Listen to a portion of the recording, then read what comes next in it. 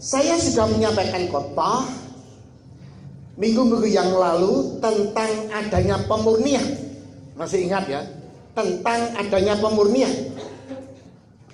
Dengan adanya virus corona yang membuat publik dan adanya resesi ekonomi akibat PSBB, saya yakin ini semua diizinkan oleh Tuhan. Ketakutan, adanya ancaman kematian, dan hancurnya ekonomi kita, seolah-olah hilanglah harapan kita. Bisnis hancur, banyak orang kena PHK. Kebingunganlah yang kita alami saat ini.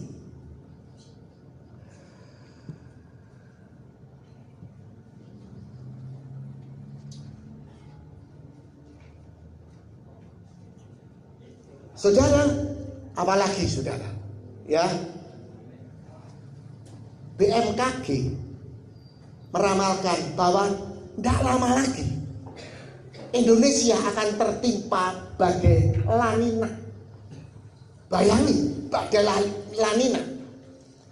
Dan di pantai selatan, BMKG juga meramalkan adanya tsunami setinggi 20 meter tingginya. Ngeri nggak?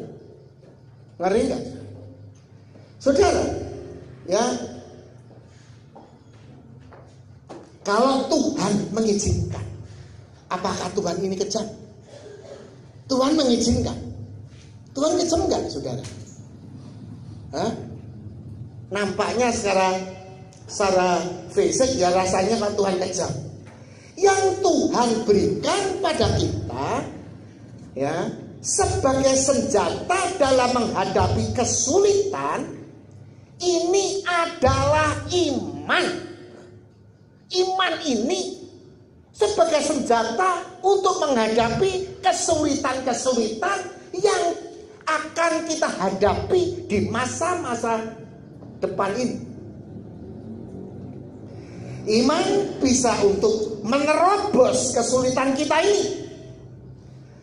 Maksud Tuhan mengizinkan kesukaran adalah untuk melatih iman kita. Maksud Tuhan apa? Mengizinkan untuk melatih iman kita. Supaya iman kita ini bisa hidup dalam kehidupan kita. Supaya iman kita bisa hidup dalam kehidupan kita. Lah, iman-iman tetapi tidak hidup dalam iman itu, tidak ada gunanya. Benar nggak, saudara? Supaya kita hidup dalam iman itu, ya.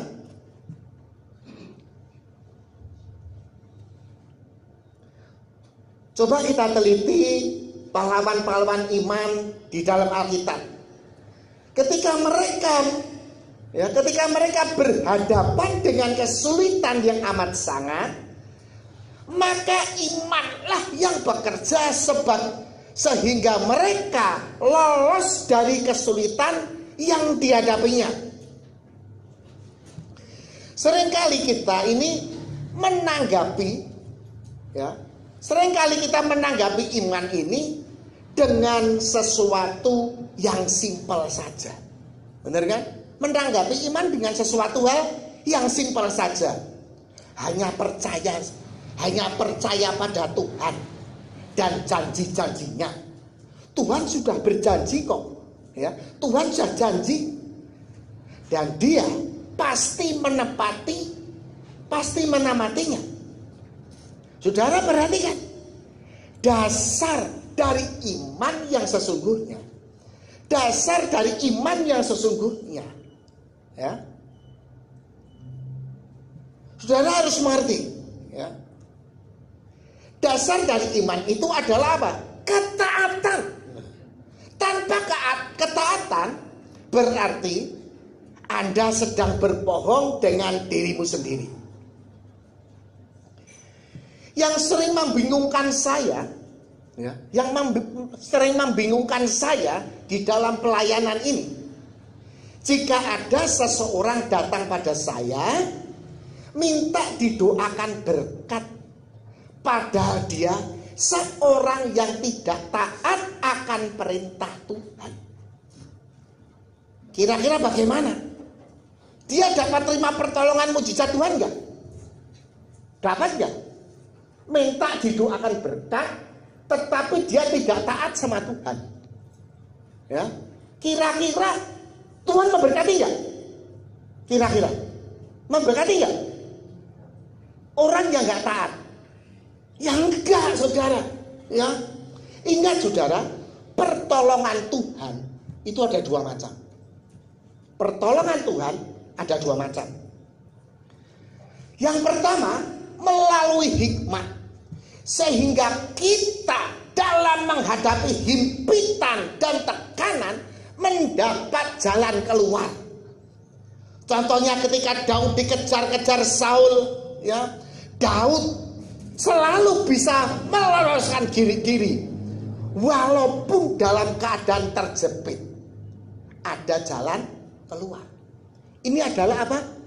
Hikmat. Hikmat itu akan menuntun engkau sehingga engkau terlepas di dalam himpitan atau tekanan yang menghimpit kehidupanmu. Yang kedua, melalui tindakan supranatural yang di luar kemampuan kita atau mukjizat. Contohnya, ketika Sadrah, Mesah, Abednego mereka tidak mau menyembah patung raja, maka mereka dimasukkan ke dalam dapur api yang sangat panas. Karena tidak ada jalan keluar bagi mereka bertiga, maka terjadilah mukjizat supranatural yang di luar akal manusia. Ngerti ya saudara? Ada dua pertolongan dari Tuhan. Yang pertama adalah hikmat. Tuhan memberikan hikmat, akal budi, kecerdasan, ya, sehingga engkau bisa luput dari masalahmu yang menghimpit. Yang kedua, ya, apa saudara? Melalui tindakan supranatural. Kalau Tuhan menolong Anda, belum tentu memakai mujizat supranatural. Kalau masih bisa pakai hikmat. Kalau sudah tidak ada jalan lagi, maka mujizat supranatural itu baru terjadi. Ya, dari saudara jangan cepat-cepat, wah mujizat supranatural, ya, secara instan. Nah ingat saudara, karena ketaatan membawa berkat. Apakah orang yang tidak taat bisa menerima janji-janji Allah? Orang yang tidak taat bisa mendapatkan janji-janji Allah? Ya jelas saja. Doa yang saya panjatkan di atas, ya, doa yang saya panjatkan, ya, tidak dikabulkan Tuhan. Orang minta doa berkat, tetapi nggak taat, nggak dijawab Tuhan. Terus yang salah siapa? Tuhan yang mendoakan atau yang didoakan? Mana? Yang salah mana?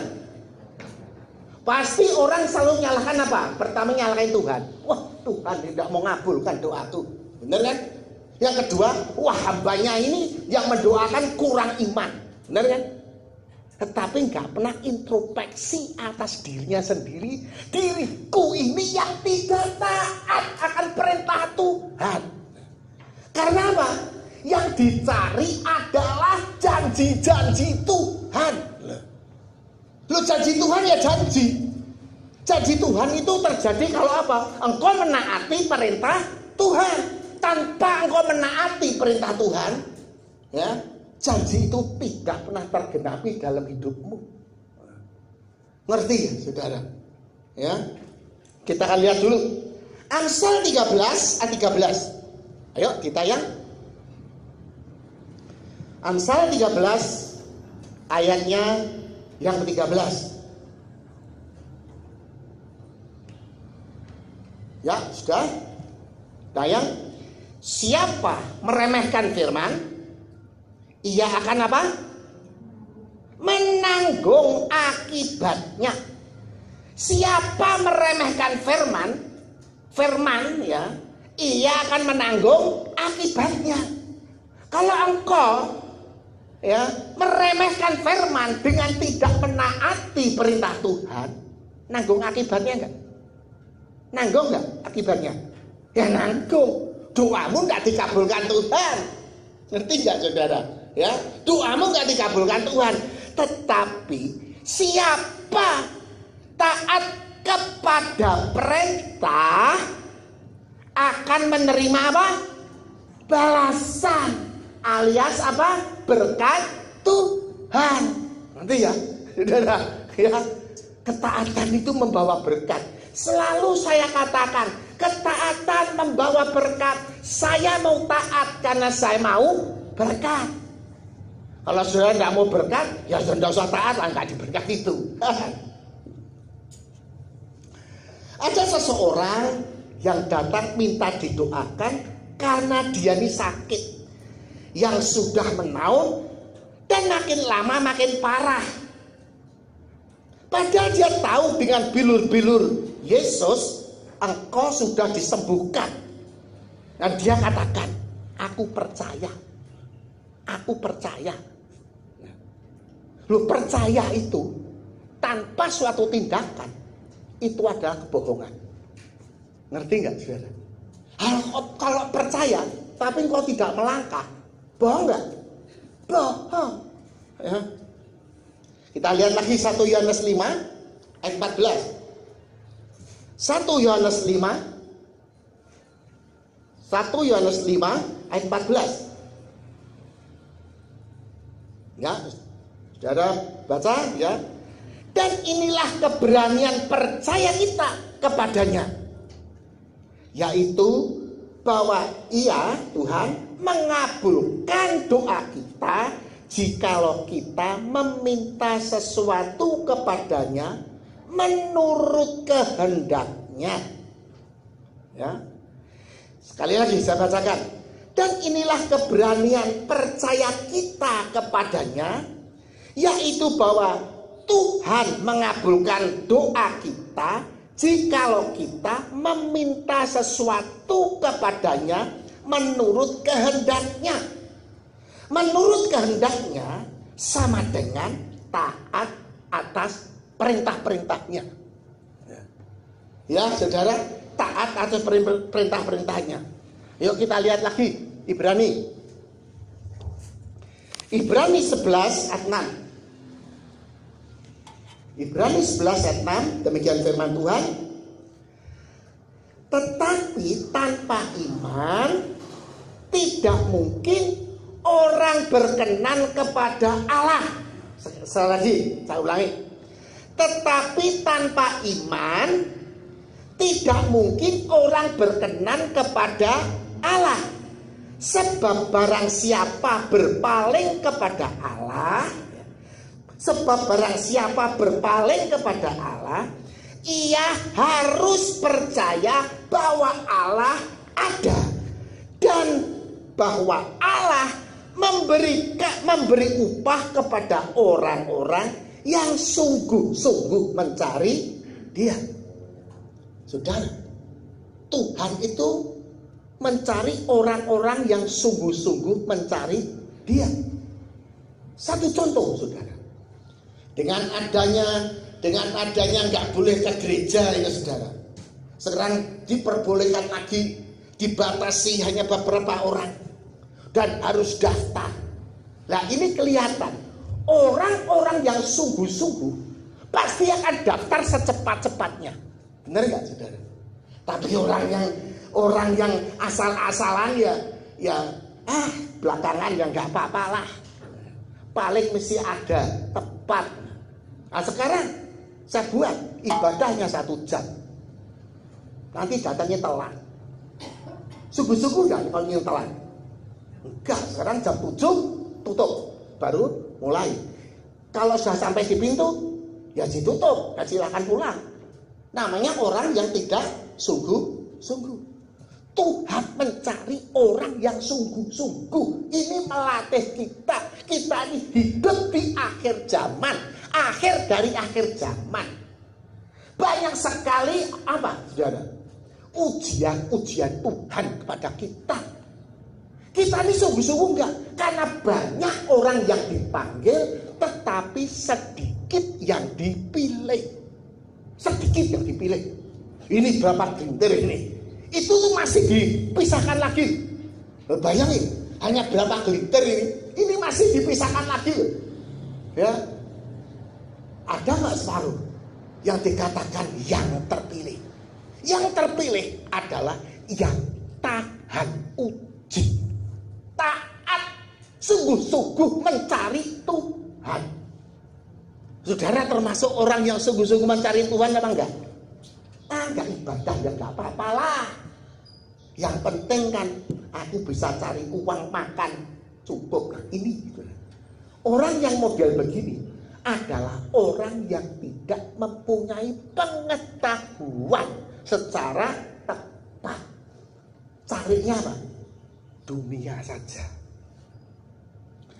Orang yang tidak taat pada Tuhan sama dengan orang yang tidak percaya. Kalau percaya, ia akan menjadi pelaku firman. Ia akan menjadi apa? Pelaku firman, yaitu sungguh-sungguh mencari Tuhan. Engkau sungguh-sungguh mencari Tuhan enggak? Datang ke tempat ini, ya jangan sampai telat. Ya, akhir zaman, akhir dari akhir zaman. Sekarang ini zamannya apa? Pemurnian, pengujian, penyucian, disucikan, diuji, dimurnikan, supaya imanmu itu seperti emas murni. Emas murni itu harganya murah apa mahal? Mahal sekali. Pilihan sekali emas murni ini. Nah kalau batu kerikil yang cari di depan itu ya banyak. Bener nggak? Kristen leda-lede ini banyak nggak? Banyak nggak? Banyak banget. Ini Kristen-Kristen yang tidak sungguh-sungguh. Nah saya inginkan yaitu apa? Kualitas jemaat. Jemaat yang benar-benar memiliki kualitas yang benar-benar hebat. Yang nanti menjadi orang-orang pilihan Tuhan. Banyak yang dipanggil, tapi sedikit yang dipilih. Pastikan sedikit yang dipanggil itu adalah saudara. Amin.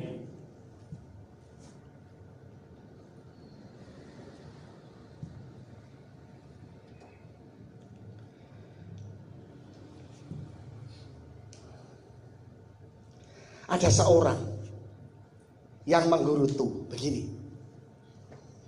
Banyak kan orang itu menggerutu, aku ini percaya sama Tuhan dengan segenap hatinya. Aku percaya sama Tuhan dengan segenap hati. Tapi kenyataannya hutangku tidak lunas-lunas. Dan dari dulu saya bekerja, dari dulu saya ikut Tuhan, bekerja sungguh-sungguh, kok tidak bisa kaya. Nah ini salah apa ini? Salah pengertian.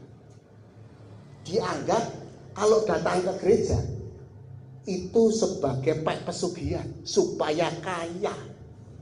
Dan saudara, kita datang ke gereja, kita belajarkan firman Tuhan supaya kita ini mengerti tentang jalan menuju ke kerajaan surga. Hambatan-hambatan kita ini adalah hal-hal keduniawian ini yang menghambat. Ya. Mau ke gereja, ya, atau bisnis, dapat duit, ke gereja malah bayar kolektor tak? Jadi bayar kolektor enggak? Nah, rugi enggak? Secara materi, rugi ya. Lebih dari cari duit, dapat duit.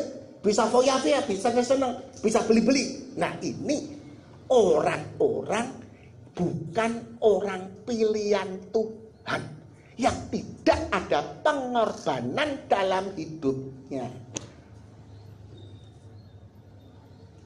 Pertanyaannya, ya, Orang yang berkata seperti itu, aku kok nggak kaya-kaya, ya, utangku kok tetap banyak, ya. Pertanyaannya, ya, orang ini percaya, ya, sampai di mana? Sampai melakukan tindakan atau sampai di mulut? Percaya sama Tuhan. Percayanya sampai di mana? Sampai di mulut atau sampai melakukan suatu tindakan? Jika engkau percayamu hanya sampai di mulut, itu sia-sia ibadahmu. Amin. Amin. Tidak ada yang bilang amin. Untuk menjadi berkelimpahan harta kekayaan, ada perintahnya enggak? Ada enggak? Ada perintahnya enggak? Ada. Lah kau lakukan enggak? Tinggal kau melakukan enggak? Enggak melakukan kau pengen kaya, ya enggak bisa lah. Bener kan? Iya kan? Satu. Mengembalikan hak Tuhan dengan jujur enggak? Enggak mengembalikan hak Tuhan dengan jujur kok kepengen kaya. Padahal mengembalikan hak Tuhan itu membuka tingkat langit supaya hidup diberkati. Enggak membayar hak Tuhan kok pengen diberkati, pengen kaya. Bisa enggak? Dan kalau hidupmu sulit terus, ya sudah, ibaratnya sudah sewajarnya. Amin. Sedikit yang bilang amin. Berarti yang amin lah setia. Yang kedua, saudara, orang yang murah hati atau kikir. Kalau kikir, ini tidak layak diberkati Tuhan. Kikir ibaratnya itu nol. Kikir itu ibaratnya apa? Nol. 0 kali 1000 berapa? 0. Kali 1 juta. Kali 1 miliar. 0 tetap 0, saudara. Ya, orang kikir itu ibaratnya 0. Nggak bisa terima berkat Tuhan. Walaupun saudara, ada orang yang menghemat berkat ini mati-matian, irit-irit. Tapi kok nggak kaya-kaya, tetap melarat. Tetapi ada orang yang memboroskan harta, selalu banyak memberikan subsidi, selalu memberikan donasi, tetapi kok hartanya bertambah, nggak habis. Aneh kan? Itu adalah orang yang diberkati.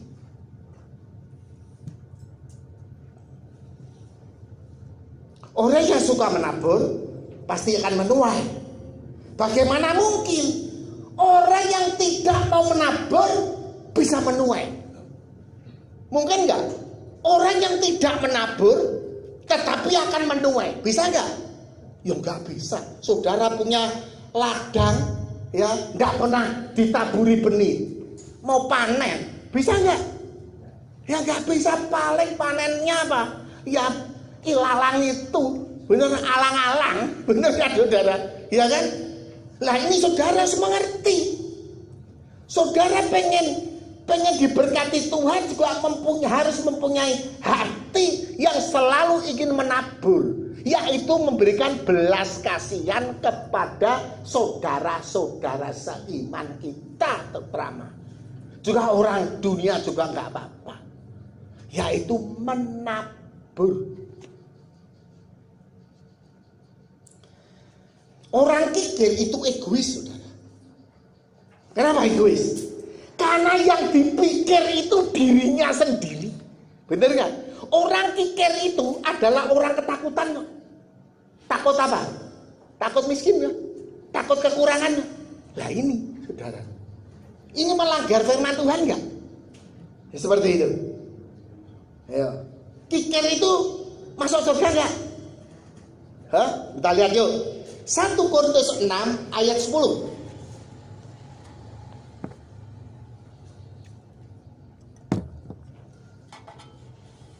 Ya, 1 Korintus 6 ayat 10, demikian firman Tuhan.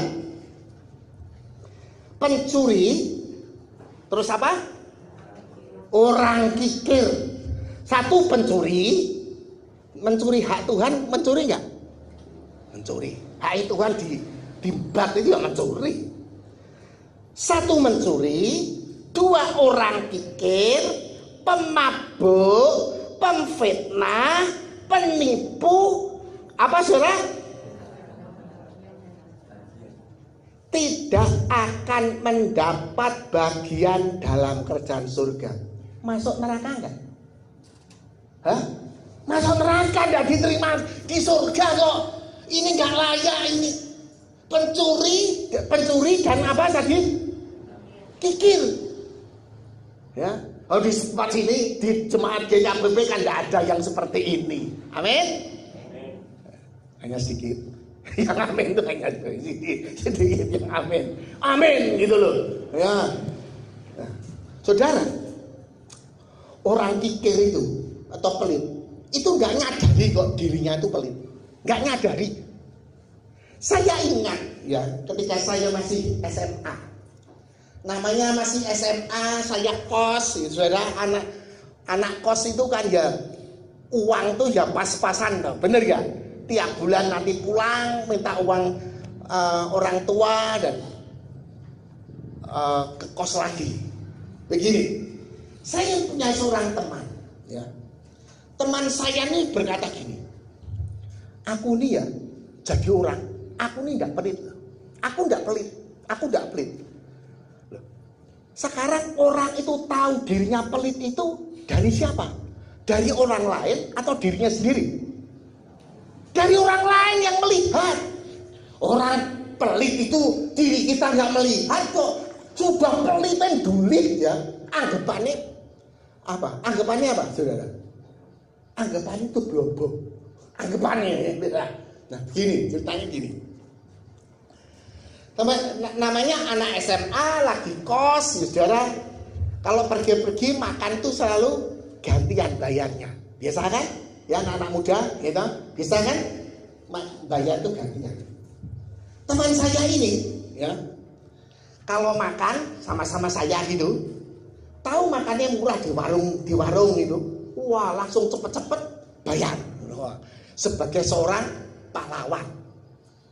Tapi kalau kebetulan kita makan di tempat rumah makan yang harganya cukup mahal, gimana saudara? Saatnya bayar, gimana? Orang kikir pura-pura ke WC. Ini loh saudara. Ya, bener nggak saudara? Pura-pura yang ke WC kok saudara. Ini nyata ini. Ya, saya tuh lama-lama kan saya juga emat loh saudara. Namanya teman baik kemana-mana sama saya. Nah kalau pas murah ya, misalnya jajan ke tempat Pak Muh murah, langsung cepet-cepet bayari sebagai pahlawan. Tapi kalau ke rumah makan yang mahal, lengetake dompet alat dan etok-etoke mau ke toilet. Ini loh orang kikir. Teknik orang kikir. Tapi nggak nyadari. Dia nganggap aku ini nggak pelit, aku ini nggak pelit. Ya nggak pelit kok orang perlu. Orang sesat, tahu nggak kesesatannya? Tahu nggak? Kalau saudara tersesat, tahu nggak kesesatannya? Nggak ngerti ya. Kalau tahu sesat, yang balik dulu, bener nggak saudara? Ya kan? Namanya orang tersesat itu nggak ngerti. Saya pernah tersesat, belajar puasa kegelapan, saya anggap itu tuh kebenaran dulu. Saya fanatik betul. Saya pegang prinsip ini kebenaran. Nggak taunya saya ini tersesat. Saudara, orang menabur itu pasti menuai. Ya, begini. Berapa tahun yang lalu, 10 tahun lalu, saya itu dalam keadaan kepepet. Ya, hutang bank. Padahal yang hutang itu bukan saya. Saya kena tipu. Wah, akhirnya saudara, saya nggak bisa bayar bunga bank. Akhirnya ya kena masalah. Ya. Nah, akhirnya apa saudara? Karena benar-benar sudah nggak ada jalan, uang sudah benar-benar nggak ada untuk bayar utang, nggak ada.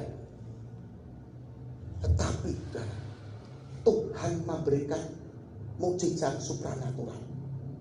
Ada orang diutus Tuhan bayari hutang saya ratusan juta.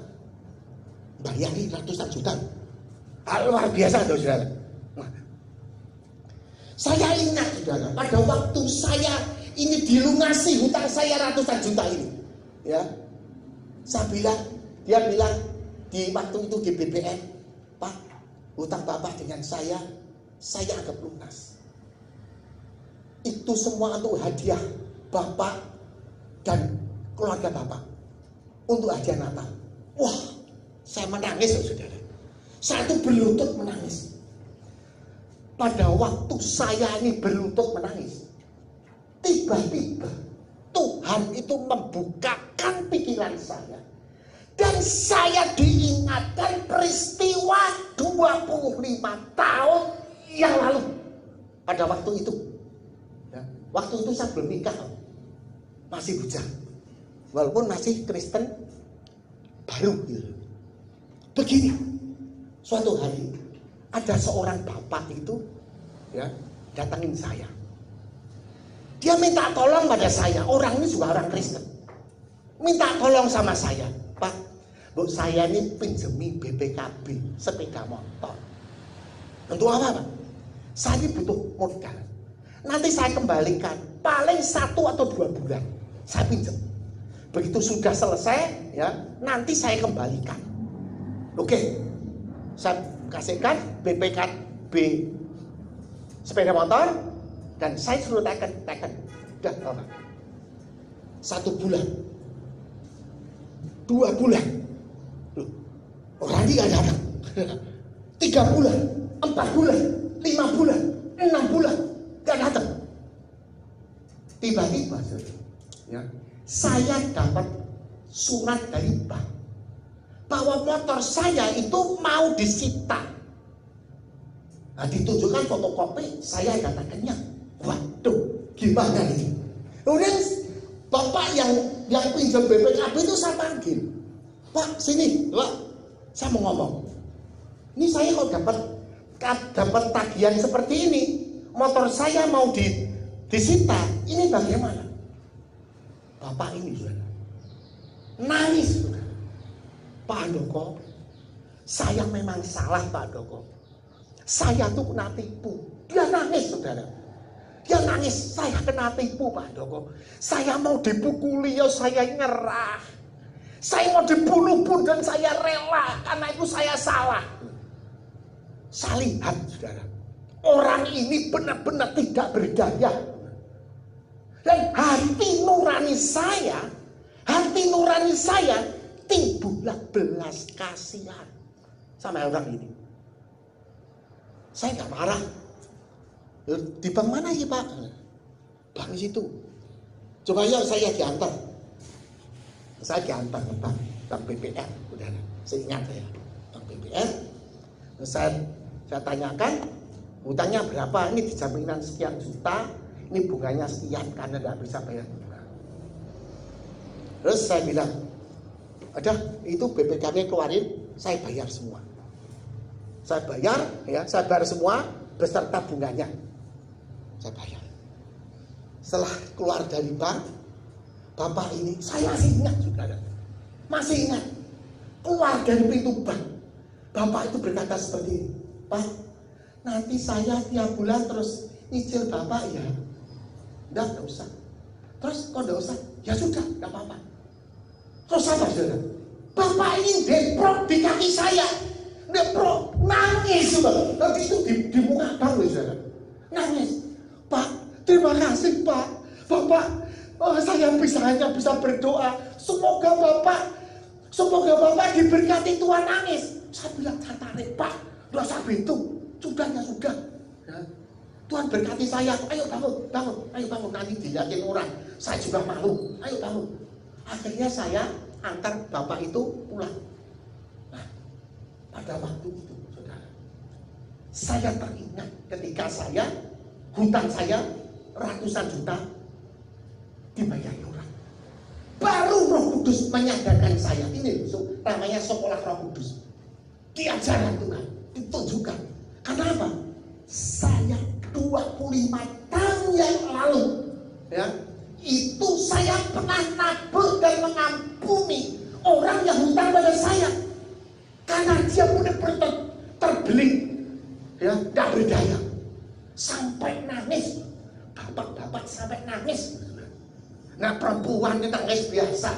Kalau bapak-bapak itu sampai nangis sampai blosor gitu, kalau nggak kepepet betul, nggak mungkin. Di situ saya timbul belas kasihan dan saya baru ingat, ya, bapak itu kan pernah, Pak, saya hanya bisa berdoa Pak untuk bapak supaya bapak diberkati Tuhan. Ya.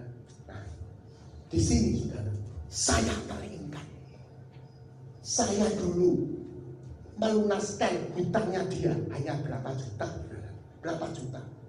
Tetapi 25 tahun setelah itu, ya, saya tertimpa dibayari orang ratusan juta. Bayangin, itu terjadi dalam kehidupan saya.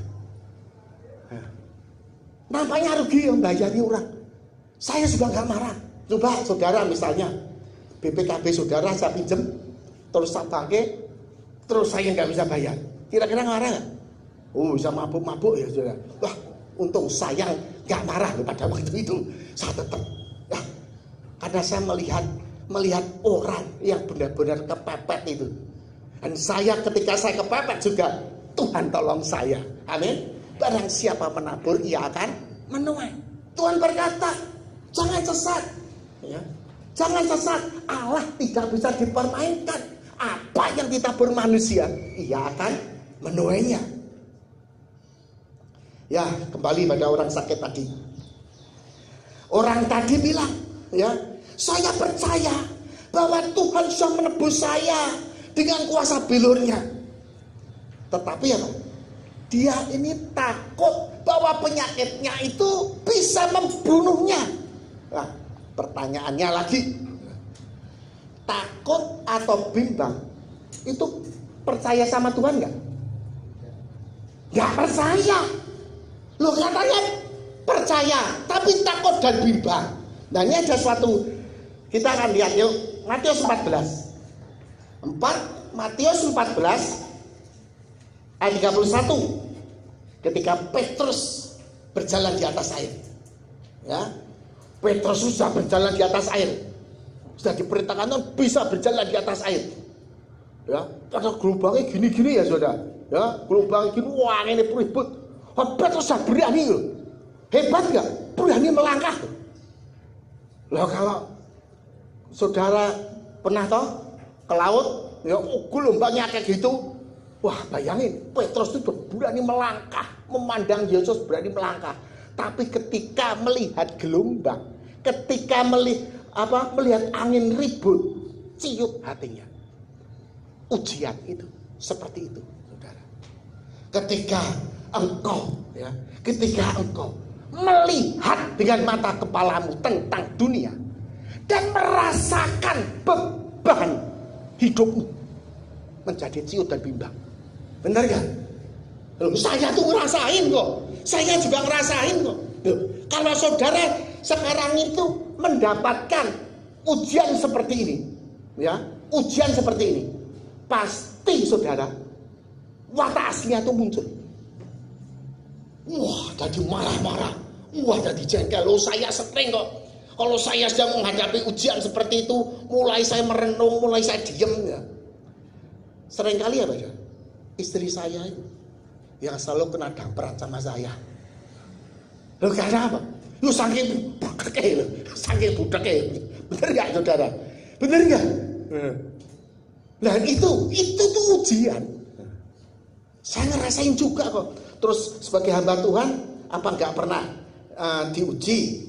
Yuk, Matius 14 ayat 31. Segera Yesus mengulurkan tangannya, memegang dia dan berkata, "Hai orang yang kurang percaya, mengapa engkau bimbang?" Nah, kalau percaya sama Tuhan, itu harus apa? Gak bimbang. tetap melangkah.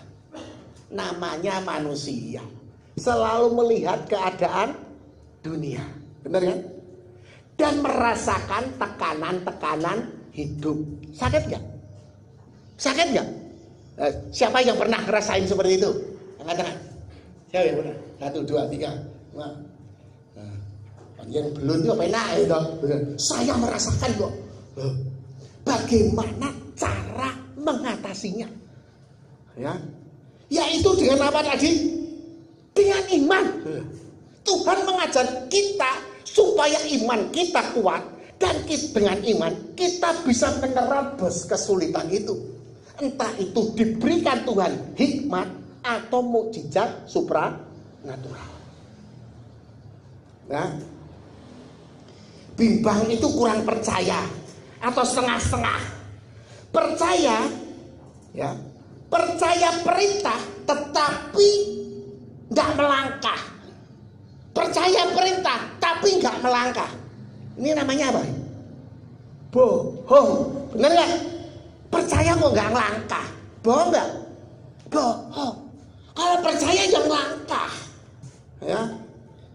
Jiwanya ini dijajah dengan intimidasi, ketakutan. Maka orang yang saya doakan itu nggak bisa sembuh. Karena apa? Bimbang, nggak percaya. Sudah didoakan nggak percaya. Ya. Karena apa? Merasakan himpitan, tekanan dalam hidupnya ini, penyakitnya ini.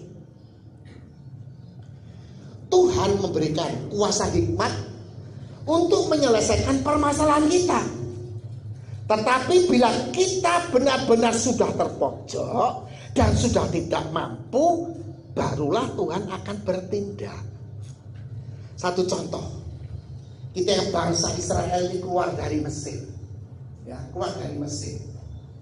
Ya, senang nggak? Senang. Kemudian apa? Di depannya itu ada laut Teberal. Di belakangnya dikejar oleh pasukan Mesir. Takut nggak? Grogi. Loh, kenapa? Tuhan kok memberikan mukjizat supranatural? Kok nggak tiba-tiba ya Tuhan berikan mukjizat terus muncul pedang-pedang, tameng-tameng, terus panah-panah supaya berperang? Betul kan? Benar kan? Kalau dia dikejar sama prajurit yang bawa senjata, harusnya diberi senjata. Tuhan tahu bangsa Israel ketika di Mesir belum pernah berperang. Nanti kan? Tukang apa? Di Israel sana. Tukang buat bata, batu bata. Bisanya buat apa? Batu bata. Tukang buat batu bata suruh perang, bisa nggak? Ya nggak bisa. Bener kan? Maka Tuhan, karena nggak mampu, maka Tuhan memberikan mukjizat supranatural. Maka Tuhan berkata pada Musa, acungkanlah tongkatmu. Acungke tongkatnya ke laut Teberal. Pikiran kita sampai nggak? Ngacung itu kan terus kenapa diacungke tongkat? Itu kalau otak manusia normal, betul kan? Tapi Musa ini ketaatan membawa apa? Berkat. Ketika Musa mengangkat tongkatnya, laut Teberal itu terbelah dari dua.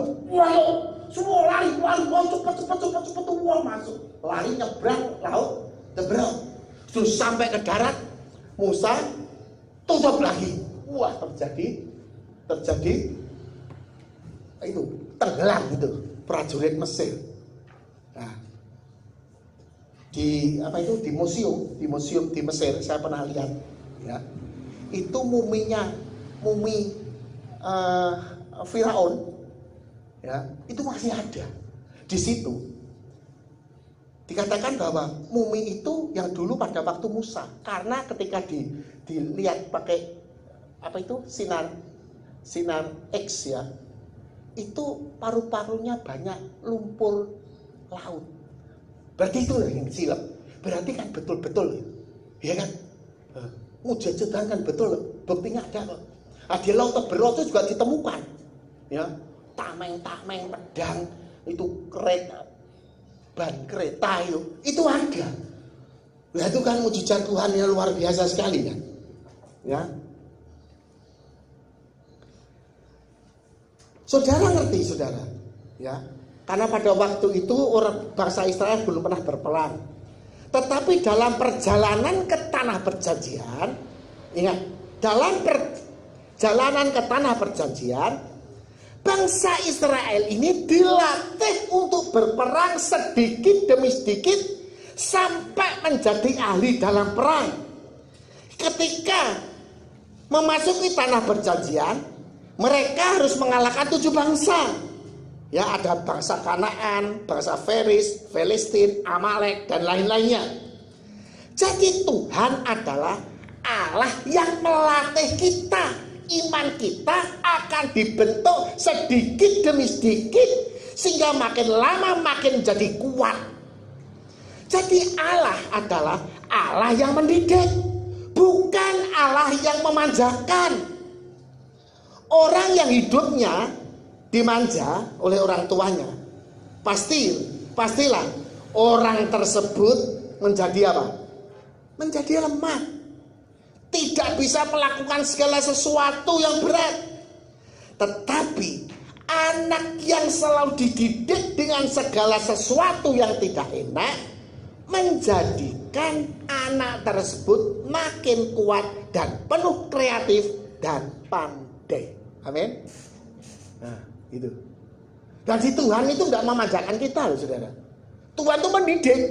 Masalahmu itu untuk mendidik engkau supaya imanmu timbul, sehingga engkau bisa menggunakan iman itu untuk menghadapi permasalahanmu. Wah Tuhan, kok semang gitu toh Tuhan? Nah ini memang cara Tuhan seperti itu. Kita ini hidup di dunia kan sementara. Tujuan kita kan ke kerajaan Allah, yaitu langit baru, bumi baru.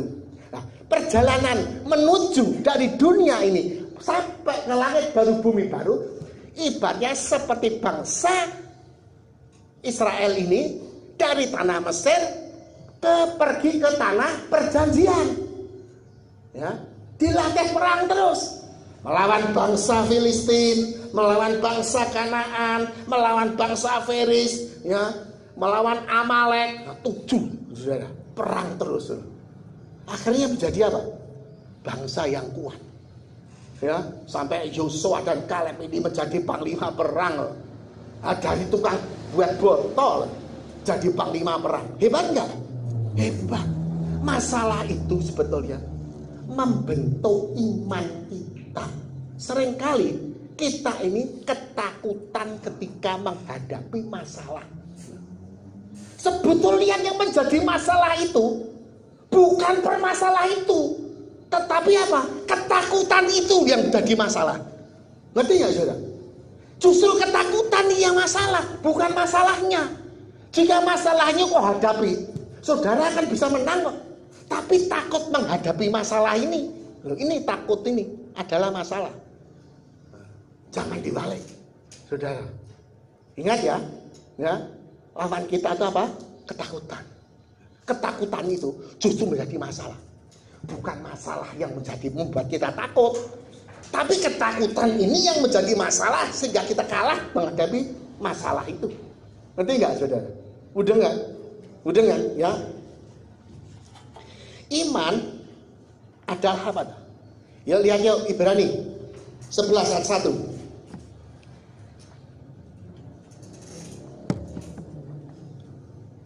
Ibrani 11 ayat 1.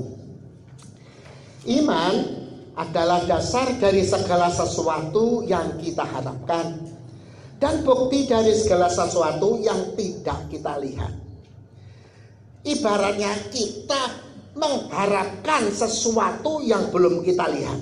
Ya, kita mengharapkan sesuatu yang belum kita lihat, dan yang kita harapkan itu terjadi karena ketaatan kita pada Tuhan.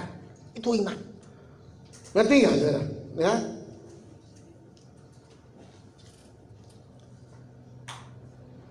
Ya, kita mengharapkan sesuatu yang belum yang belum kita lihat dan yang kita harapkan itu terjadi karena ketaatan kita pada Tuhan.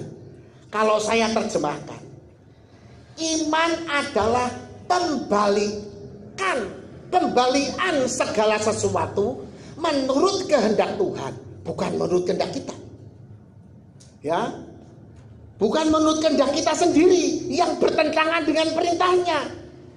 Seringkali doa-doa kita belum dijawab Tuhan karena Tuhan menunggu perubahanmu supaya hidupmu selaras dengan perintahnya. Nah, kita lihat yuk Amsal 13 ayat 13 bagian B. 13 bagian Amsal 13 ayat 13 bagian B, ya. Nah, bagian B yang saya baca, tetapi siapa taat kepada perintah akan apa? Akan apa? Menerima balasan. Taat pada perintah, menerima balasan. Nah, kalau nggak taat sama perintah, dapat balasan dari Tuhan nggak? Ya nggak dapat apa-apa. Rasain. Engkau akan menghadapi masalah dengan kekuatanmu. Coba saudara, dalam keadaan seperti ini, ya, corona, ya, virus corona mengancam kehidupan kita. Tekanan ekonomi, ya, mengancam finansial kita. Masih ada lagi, sebentar lagi Tuhan, badai La Nina. Sebentar lagi juga akan ada apa? Tsunami di Laut Selatan 20 meter tingginya. Saya nggak nakut-nakuti, tapi kita ini harus berjaga-jaga dengan menggunakan iman. Orang benar, ya, pasti akan diluputkan. Amin. Orang benar pasti akan diluputkan. Tuhan mengasihi orang-orang benar. Baru setelah kita taat akan perintahnya, maka janji-janji Tuhan baru tergenapi dalam hidup kita. Lihat saudara, saya sering melihat doa anak-anak Tuhan.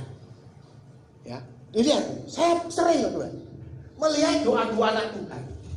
Ya, ketika mereka ini melihat sebuah mobil yang bagus, mewah bagus, angkat tangan, dalam nama Yesus mobil itu menjadi milikku.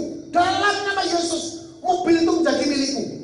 Banyak loh ini saudara, ya, lihat rumah mewah, ya, berdoa, angkat tangan, dalam nama Yesus rumah itu menjadi milikku. Dalam nama Yesus rumah ini menjadi milikku. Ini iman bukan? Ini iri hati. Iri hati. Gak akan jadi saudara. Ini yang disebut apa? Yang disebut karismatik kebablasan, tanpa ada dasar firman Tuhan. Banyak loh ini. Saya lihat, saya tuh sering kali geli. Lihat mobil dimek, malah mobilnya dimek, pegang tumpangi tangan, dalam nama Yesus mobil ini menjadi milikku. Mobil ini dengan iman aku mengimani, dalam nama Yesus terjadi. Ada saling iman mana? Ada. Ini namanya apa? Iman ngangkur. Bisa terjadi ya? Ya nggak jadi. Ya. Kesimpulan, saudara, ya, iman itu bukan menuntut janji Tuhan. Ya, iman itu bukan menuntut janji Tuhan. Banyak anak Tuhan kalau baca firman, yang dicari itu janji-janji Tuhan yang enak-enak. Terus apa? Klaim. Tuhan, engkau janji. Tuhan, engkau janji. Dalam nama Yesus, janjimu tergenapi dalam hidupmu. Nah, janjimu dalam apa? Janji Tuhan tergenapi dalam hidupmu itu, engkau taat firman enggak? Bener enggak? Engkau taat enggak? Iman itu bukan menuntut janji Tuhan dan ngeklaim, tetapi menggenapi perintah Tuhan. Iman itu artinya menggenapi perintah Tuhan. Maka secara otomatis ya, janji Tuhan tergenapi dalam hidup saudara. Dan iman bukanlah sebuah teori, tetapi sebuah tindakan. Karena iman tanpa perbuatan adalah mati. Ngerti gak saudara? Ngerti ya? Iman itu bisa membalikkan keadaan. Jika engkau taat dan Tuhan mengasihimu, yang tidak mungkin terjadi. Ini. Ya. Iman adalah dasar dari segala sesuatu yang kita harapkan dan bukti dari segala sesuatu yang tidak kelihatan. Ini loh yang namanya apa? Membalikkan keadaan. Itu bisa terjadi dalam hidupmu. Saat ini kita hidup di akhir dari akhir zaman. Dalam zaman pengujian, ya, zaman pemurnian, ya, zaman penyucian. Tuhan ingin membentuk saudara semua menjadi seperti emas murni. Ditempa nggak? Dibakar nggak? Sakit nggak? Tetapi iman, saudara memiliki iman yang bisa membalikkan keadaan. Amin.